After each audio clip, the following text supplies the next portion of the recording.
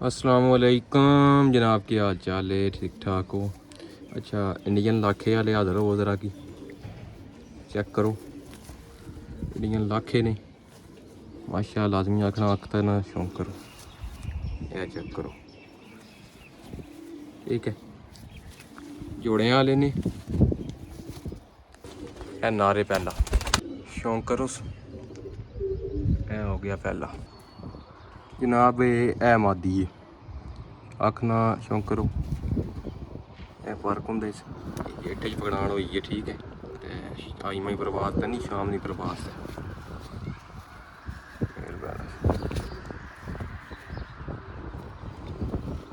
झुलन लगी है बड़ी तेज, वासी उड़न लगे।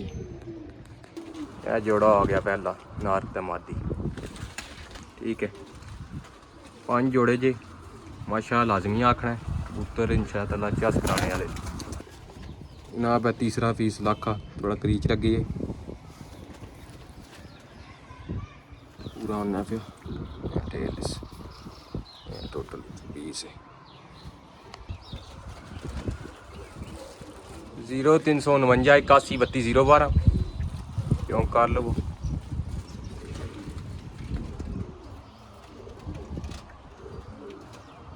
जनाब है मादी के सनार, ठीक है।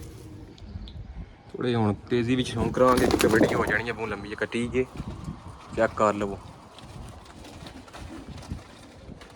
जनाबे वाली है जड़ा वे तीसरा जोड़ा मैली आखना, गहरी वाला मैरी आखना। कबूतर जे कट्टे आ थोड़ा पूरा होना पाया।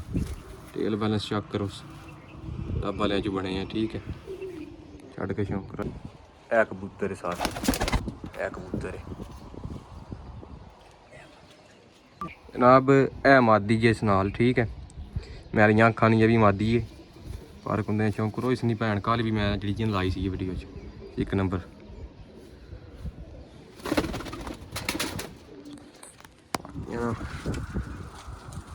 13,000 दी जेड़े ने डील है,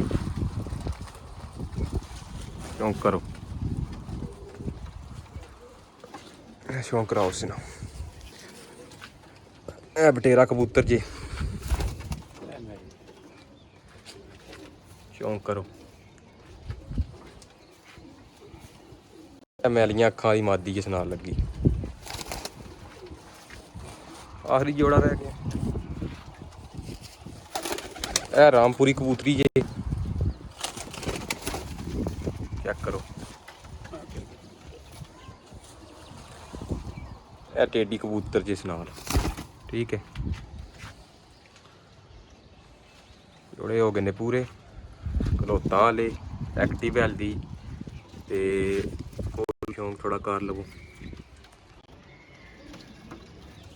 ओके, अल्लाह हाफिज़, शुक्रिया।